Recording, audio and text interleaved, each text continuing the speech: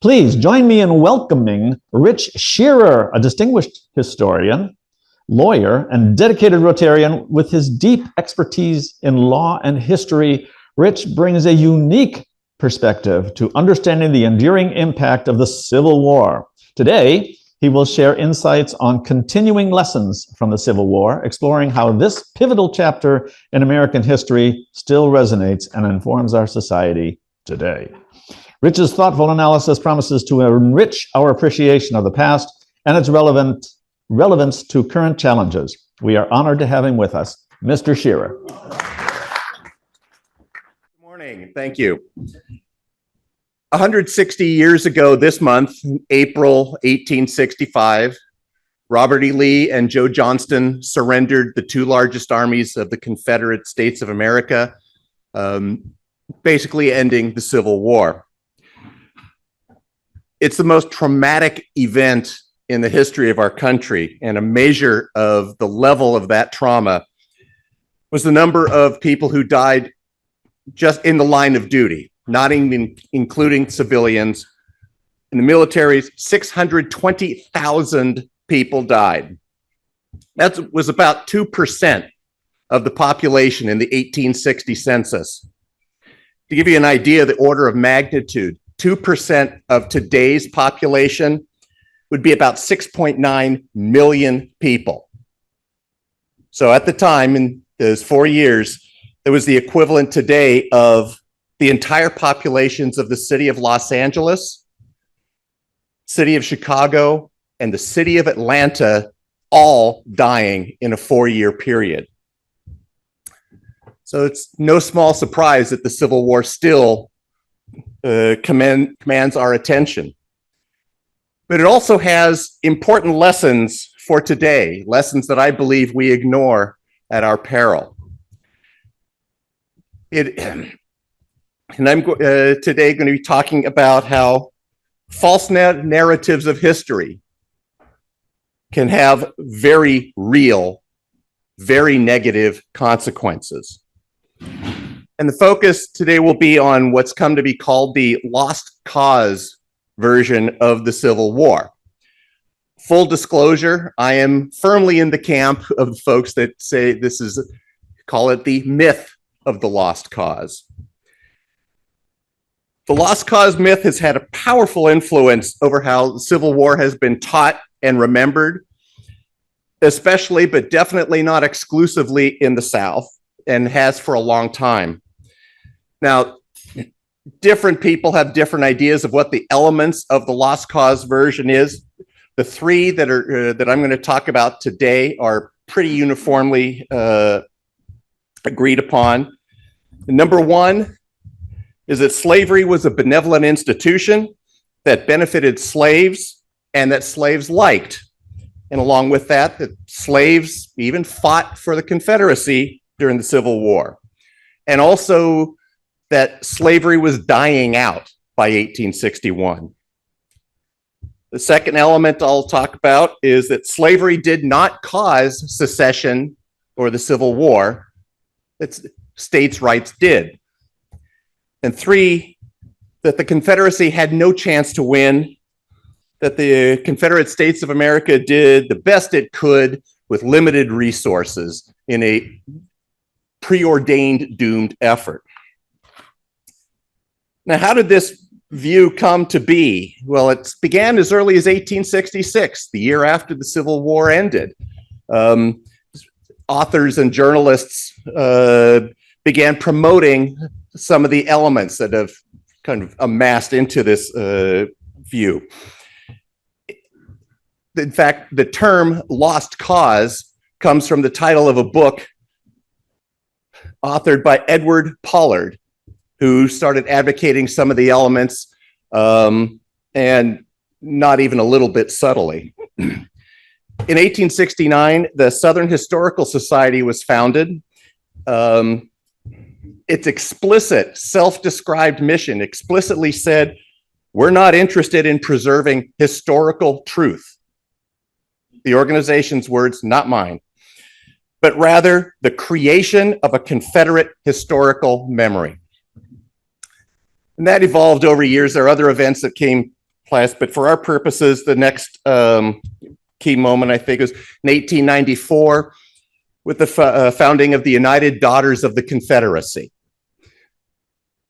Once the war ended, women throughout the South in local and regional groups came together for purposes of helping returning veterans and their families and the families of Confederate veterans who had died, providing scholarships, lots of, a lot of kind of things we would be doing. But also, this explicitly in their purpose, and it's still in their mission statement today, is to collect and preserve the material for a truthful history of the war between the states. The United Daughters of the Confederacy was very active in financing and promoting monuments, including a number of the monuments that have been at the center of get rid of them controversies of the last 15 to 20 years. Perhaps most importantly, the United Daughters of the Confederacy was very active and very successful in controlling through school textbooks how the Civil War was taught to especially Southern students, but some elsewhere also. And these are textbooks that were used well into the 20th century. So now to turn to the elements I mentioned. First, the one that slavery was a benevolent institution, that slaves were happy under, and that it was already dying out. First, you have to understand that all of this is based on the assumption that blacks were inferior to whites, and that being slaves under benevolent masters was the best that could be hoped for them and best that could be hoped for by them. This is most explicitly laid out, but certainly not the only place, though, in the famous 1861 Cornerstone speech by Alexander Stephens, who was the vice president of the Confederacy. And he said, and I quote, "Our new government is founded upon the great truth that the Negro is not equal to the white man, that slavery, subordination to the superior race, is his natural and normal condition. This, our new government, is the first in the history of the world based upon this great physical, philosophical, and moral truth." Let that sink in for a moment. The facts show, though, that, excuse me, that slaves were not happy with their lot. Everywhere Union armies went in the Civil War through the South, black slaves abandoned their plantations, abandoned their masters, and ran away seeking protections of those armies. They came to be known as contrabands. It's an old story of how that happened.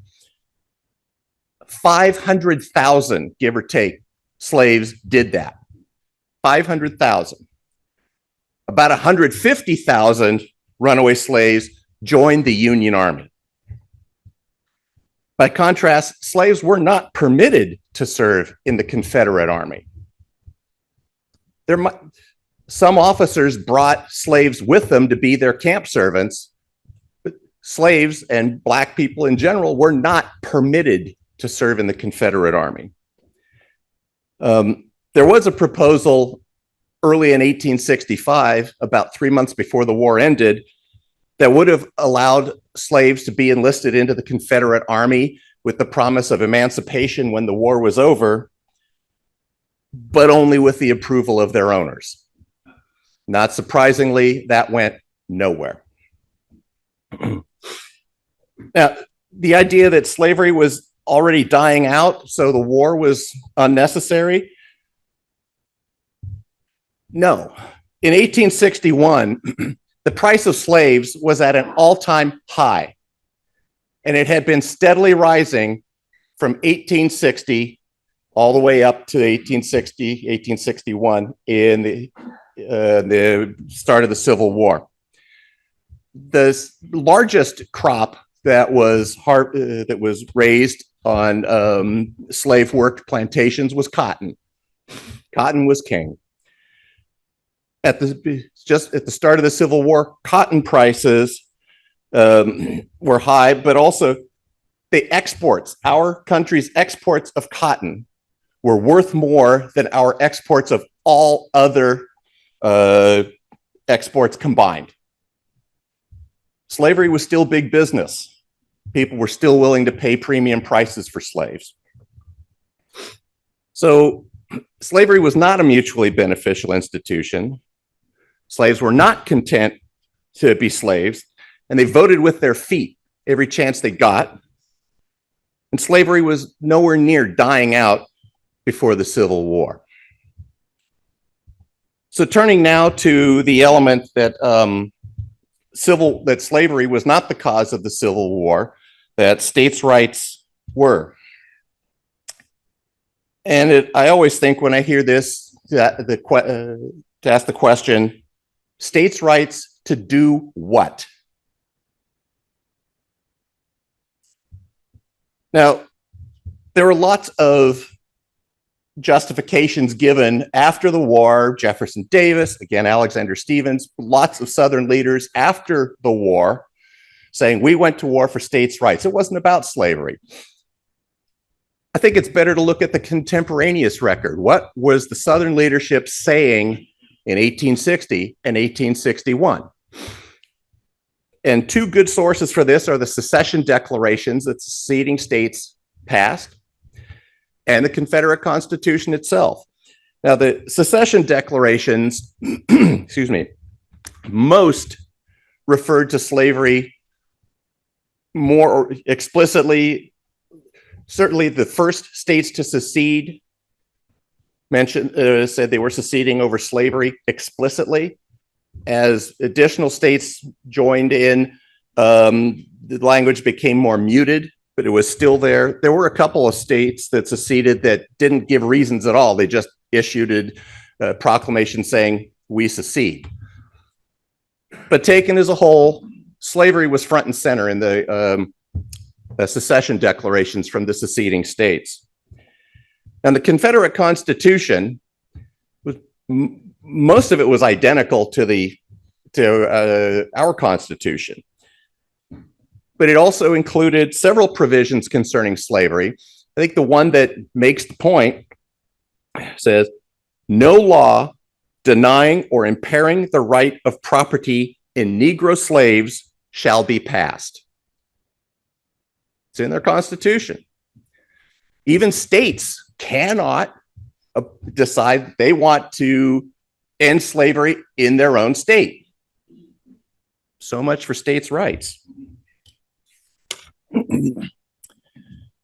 Now, the final element I want to talk about today is that the South had no chance to win. Well, first, this is a false premise. To accomplish what the Confederacy wanted, to achieve independence from the United States, they did not have to win the war. They had to not lose. They had to, their goal was to drag the war out until one or both of two things happened. Foreign powers intervened, and I'll get to that in a moment, or the North gave up. Hey, it worked for us in the Revolutionary War. That's how we were able to separate from Great Britain. Now, as late as August 1864, Abraham Lincoln thought the South had a very good chance of succeeding because he thought he wasn't going to get reelected. And the Democratic Party of the time, a very different organization than it is today, and their candidate for president, George McClellan, they were doing this on a platform of negotiating a peace with the South on favorable terms to the Confederacy. So hold out till the election. We'll get more or less what we want. But the Confederate leadership did a great deal to torpedo their own chances of success.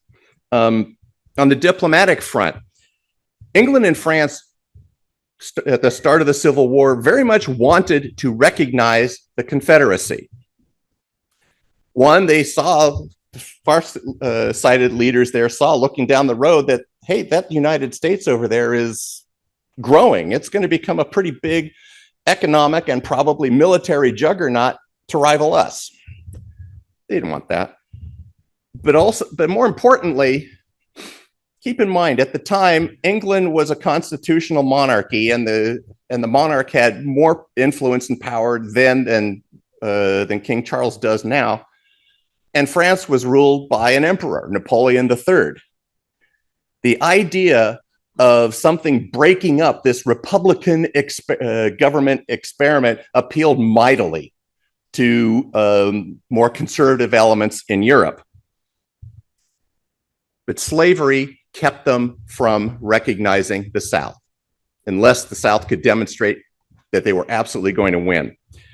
The publics, especially in England, would not have tolerated it. Would have been a real hard sell to the mill workers in the Midlands in England. In fact, but ultimately, by their actions, the leadership of the Confederacy demonstrated that they preferred to keep slavery rather than obtain the recognition from foreign powers, which was their best chance to win. And how would that have happened? England and France would have recognized Confederate States of America as a separate independent country, and then they would have come in and offered to mediate the dispute. In plain English, they would have come in and said, war's over, South is a separate country, deal with it, guys.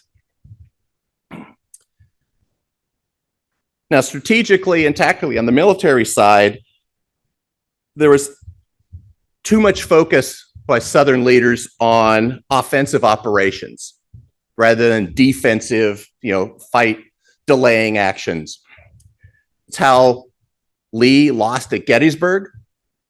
It's how Hood lost Atlanta in September 1864, which was the single biggest factor in swinging the election to Abraham Lincoln.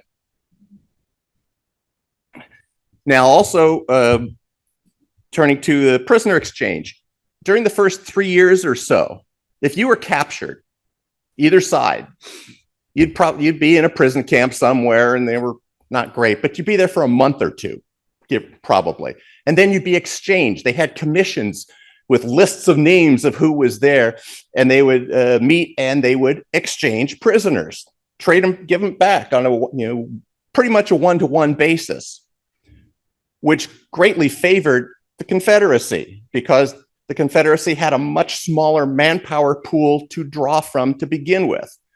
So the North, push comes to shove, could replace its the men it lost who were captured. The Confederacy ultimately could not. So the prisoner exchange worked to their advantage. But then the North started using black troops. And the South, the Confederate leaders said, we refuse to include black troops in the prisoner exchange. Basically, what they did was they sent them back into slavery, regardless of where they came from. Whether they were been pre-slaves or free blacks from the North, didn't matter. And that's if they weren't just sort of slaughtered outright on the battlefield. And yeah, that happened. The Union, in particular Grant, insisted, nope, black soldiers are soldiers. They are to be included in the prisoner exchange. Southern leadership said, nope. Grant said, fine, prisoner exchange is over. Which very much hurt the ability of the South to maintain their armies big enough to fight back. So there are other elements to the lost cause myth I don't have time to talk about here today.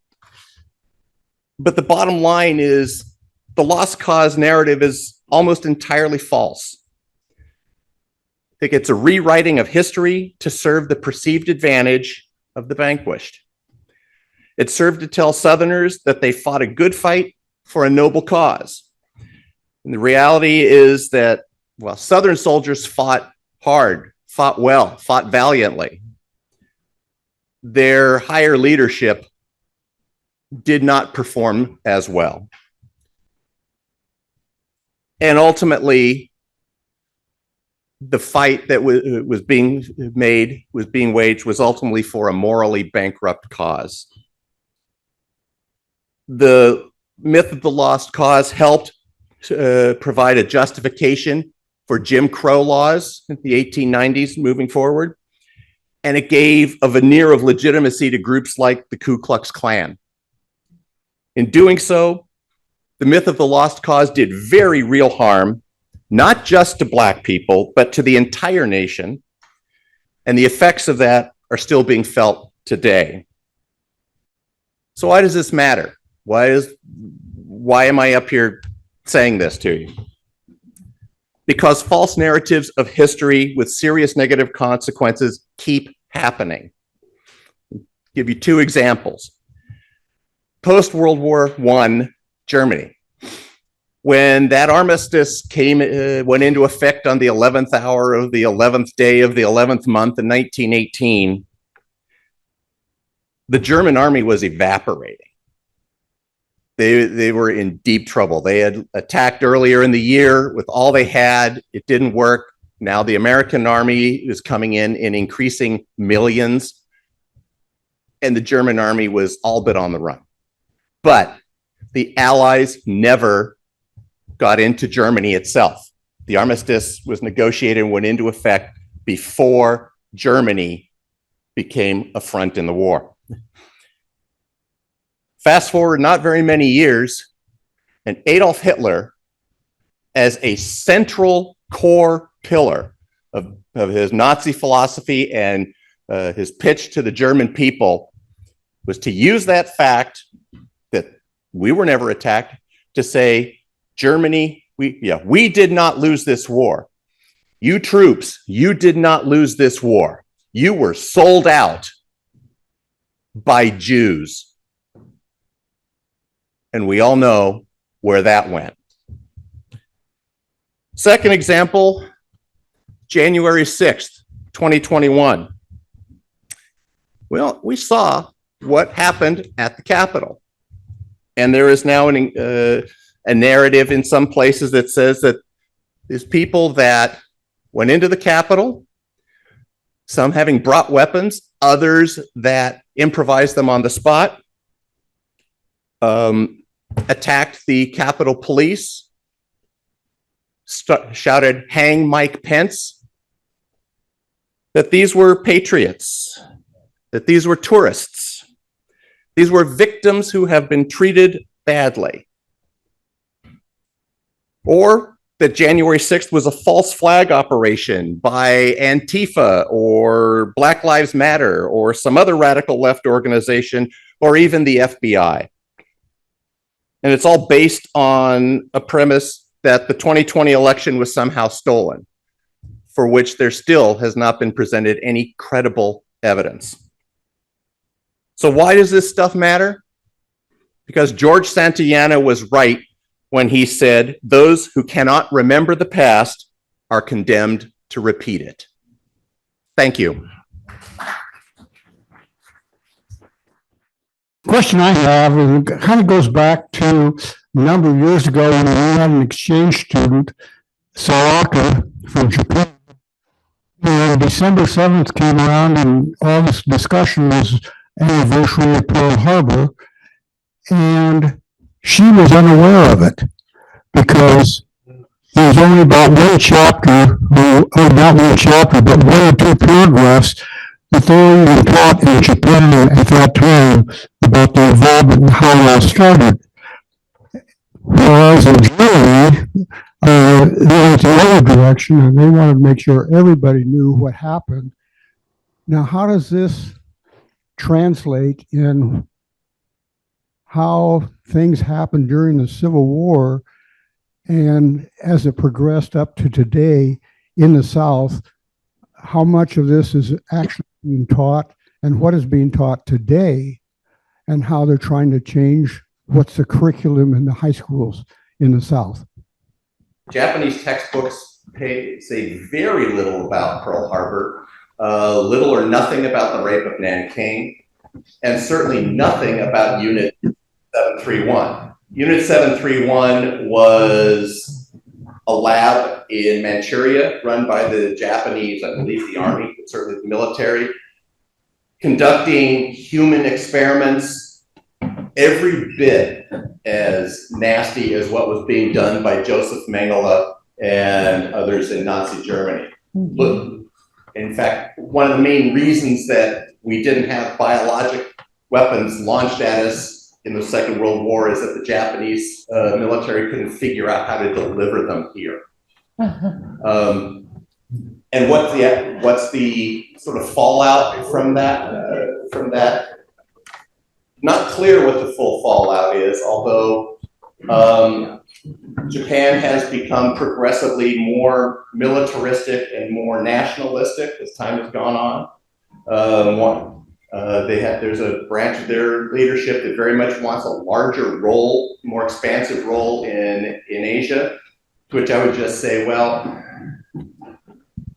let's ask the Koreans, or the Vietnamese, or the Malaysians, or the Indonesians, or the Australians how excited they are about that idea. Yeah. Rich had a few observations during your talk that to me are pretty interesting. You mentioned that the false narrative on the Civil War cause was one of the issues was that the blacks didn't mind being slaves. It's curious to me then and ironic that towards the end of the war, the Confederacy was offering emancipation for the blacks who would serve in the Civil War, which suggests that maybe they weren't so happy. Otherwise, what would be the incentive? The other thing that occurred to me too is if McClellan had won the election, just imagine what would have happened in the South. And the other fact too is that when Lincoln was assassinated, his vice president Johnson was pretty pro-slavery. So he also, there was a big impact on what happened with the Reconstruction. And I remember I just read a book called Lincoln's Greatest Speech, which was his second inauguration speech, where he talked about healing the country. At that time, the war was not over, but almost over.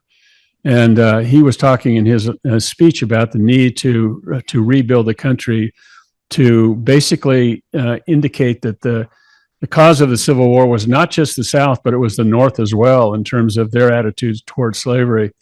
And just think what would have happened if Lincoln had not been assassinated in our country today, and what would be the conditions and the thoughts between the Southerners and the Northerners today. And one final observation. About 15 years ago, I was in a taxi cab in Columbia, South Carolina, on my way to a law firm where I was working. The taxi driver pointed out the bullet holes in the State House, and he referred to the war as the War of Northern Aggression. Yeah, I do. Yeah, I have to take issue with one thing you said. Andrew Johnson, he was from Eastern Tennessee, an area where the conditions for slavery weren't very good. Andrew Johnson was not pro-slavery. Andrew Johnson hated slavery. So did because he was part of the small farmer, the smaller businessman. I mean, slavery was not uniformly loved in the South, and Andrew Johnson did not love it. He picked to be the vice president in 1864 because it was strategic to do so. He was the one and only senator from a seceding state that stayed in Congress. And also understand, the North, the Union, Lincoln in the beginning did not go to war to end slavery. It went to war to preserve the Union. The fight against slavery evolved over time. But like I say, Andrew Johnson and a fair number of Southerners hated slavery. Even in some places to the point, there was a county in Alabama that when Alabama seceded from the Union, the county tried to secede from Alabama. Not surprisingly, that went nowhere. But and Andrew Johnson was a virulent racist. So were an awful lot of folks in the North. Folks in the North, and especially in the West, which is Lincoln's home stomping ground, yeah, they were anti-slavery because they thought it was unfair competition. You know, the Free Soil Party that became part of the Republican Party was that free soil, free labor, free men. It was economic. These folks were not in favor of, they did not believe in equal rights for black people, for slave or otherwise. So the motives in the North were much more mixed. And it evolved over time. And as I mentioned, the Emancipation Proclamation, one of the biggest motivators for it was a play by Lincoln to tamp down the idea in England and France that they should recognize the Confederates. Make it explicit. See, no, we're against slavery. See, you should back off and let us work this out. So. One comment and one question, a good leading one for you too. First of all, I was raised in the Northeast with the whole thing about Civil War wasn't really about slavery, it was what it was about states' rights. And I heard a quote once where somebody said, "Yeah, of course, the only states' rights anybody was worried about was being able to have slaves." Yep. States' rights to do what? So here's my leading question. It has been said that the North won the Civil War, but that the South won Reconstruction, and they continue to win Reconstruction to this day. And the political environment we see is because of that continuing political win. In general, I would agree with the idea that Reconstruction, however well or badly it was run, and it wasn't run all that well, Reconstruction basically ended because the North got tired of it. We got tired of having to have troops in the South. They got tired of it. And so I'm not sure I'd be quite as virulent about it as you are, but the basic outline, the South.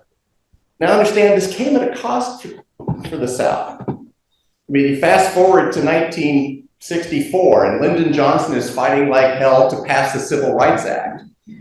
One of the main reasons he did that, in addition to his ego and wanting to go down in history as a great president, but one of his main motivations was because he thought that Jim Crow and its legacy and ongoing segregation was holding the South back.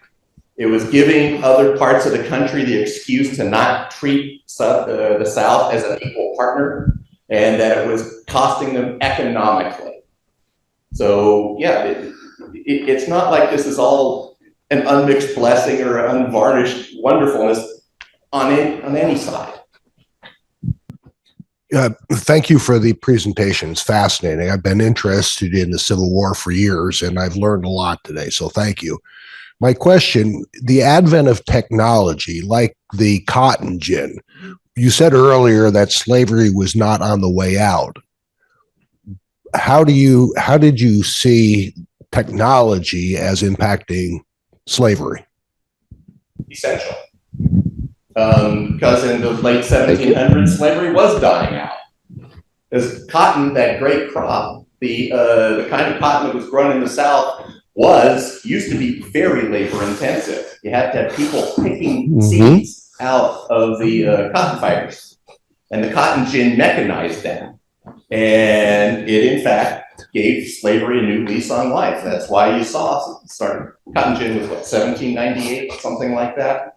That's why you see in 1800 slave prices beginning an inexorable increase up to the beginning of the Civil War. A little bit of more illustration. What we started was backlash, then the backlash to the backlash, then backlash, backlash, backlash. What's that? What I observed is someone who spent his first 22 years in the South, in the deep, deep South, woods, dirt roads, outhouses, all this crap, doing the very jobs you're talking about with slaves. What I can say is, what I found very interesting, we noticed, and friends of mine still there, we talk about this stuff all the time because it's very interesting, in that when we finally integrated my school, which was about the 7th grade for me or 8th grade, I said, dang, it's about time. We said, this is the stupidest stuff we ever saw. And surely agree. Not one fight, not one, never heard of it. I asked people, have you ever seen anybody get rude or mean or angry about this? No. But later on, we started hearing about all the backlash, the riots in Boston. I said, that's ridiculous. What are they doing there? What are they worried about? We're the racists down here. So then I didn't hear a thing about it for many years until I moved to Boston. I had not heard a racist comment in decades, going back to Georgia all the time. Then I moved to Boston in the early 90s. One of the first things I heard was, oh, you don't go over there. That's where those blanks live. I started hearing this stuff.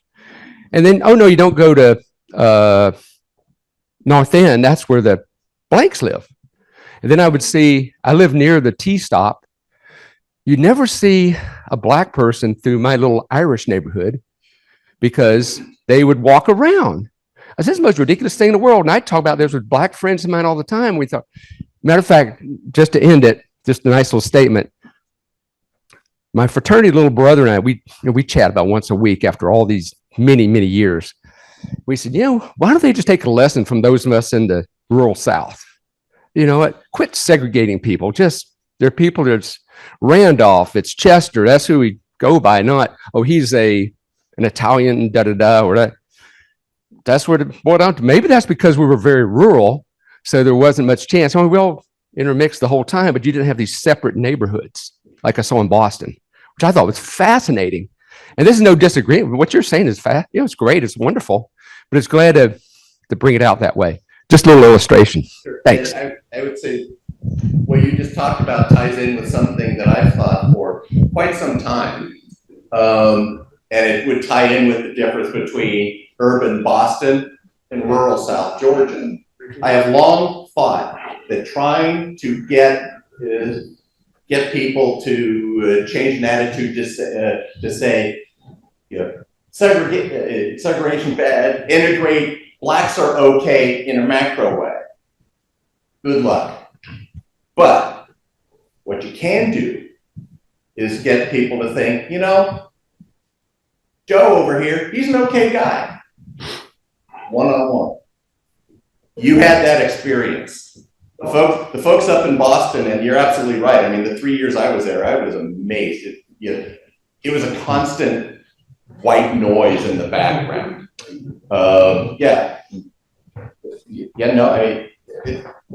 So it's like there was some parts of downtown Boston in the mid '80s that was kind of the demilitarized zone. There were parts in town where if you were black, you did not go. If you were white, you did not go. I went to a Celtics game and looked around and realized there were black people running around on the court in their shorts. The Celtics had a black coach. Goodness. Went up to the stand, up to the concession stand, and there were black people serving hot dogs and beer. And there were no black people in the stands. Well, at least what I could see, because the sidelines in the Boston Garden were horrible.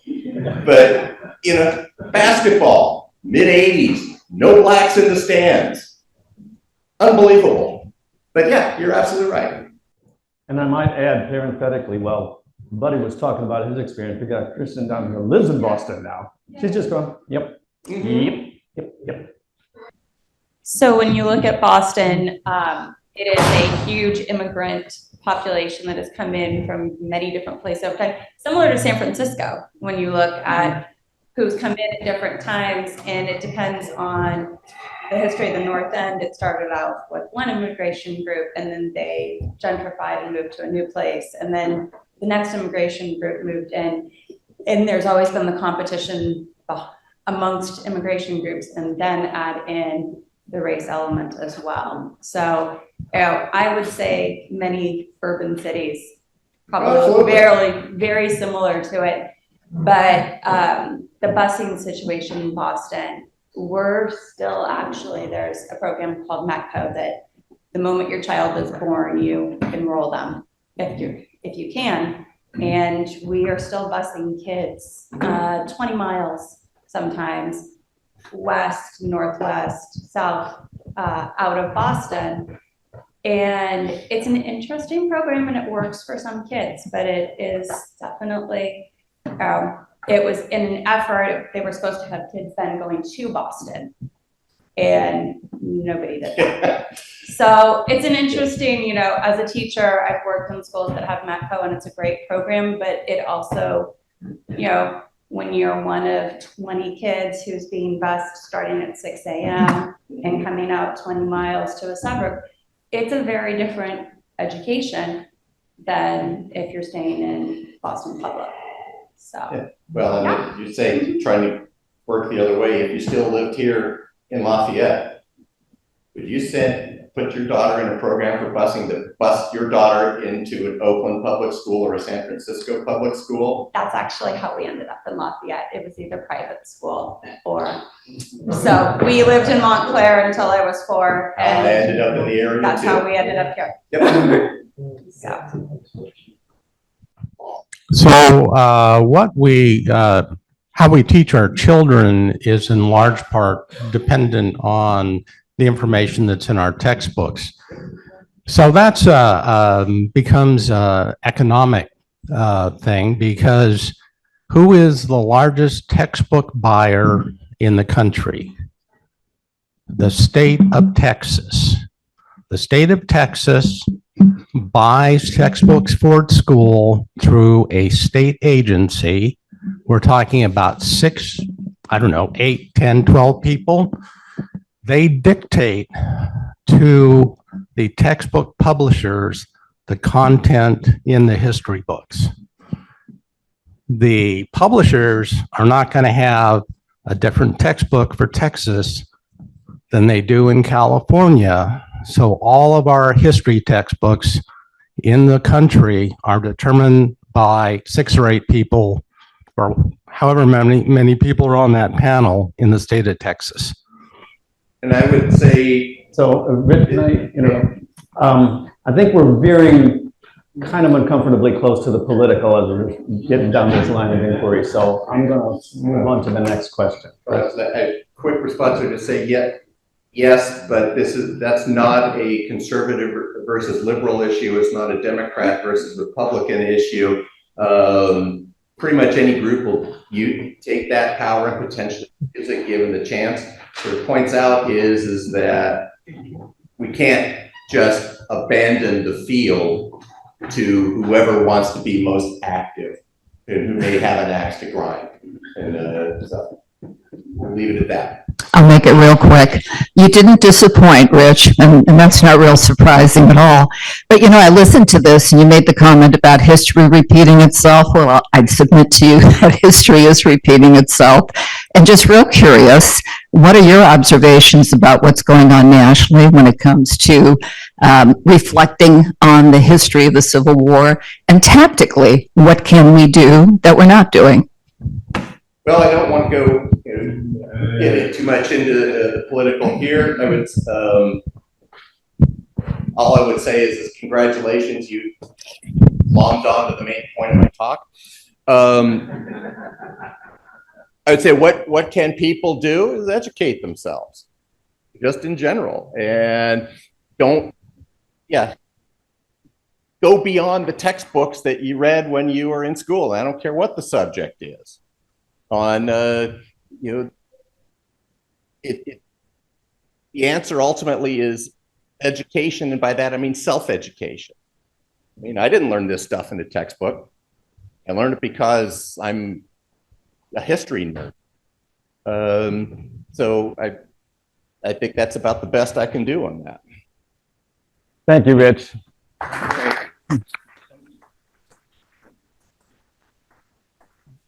By way of postscript, many of you are aware, I know Ernie certainly is, and probably a lot more. There's a great organization that holds classes for mature people called the Usher Lifelong Learning Center, OLLI, O-L-L-I. You can look it up online. It's great. There's a Cal professor who does talks on contemporary issues. And I attended one of his classes, and he said something really profound. He said, everybody is biased.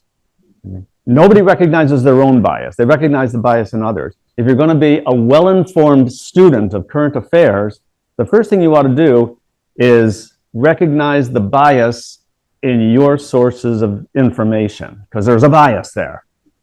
And it would behoove you to look for the bias in other sources of information and then use your own intelligence to juggle the stuff. So hopefully that adds a little bit of closure to whatever's been, in the air here.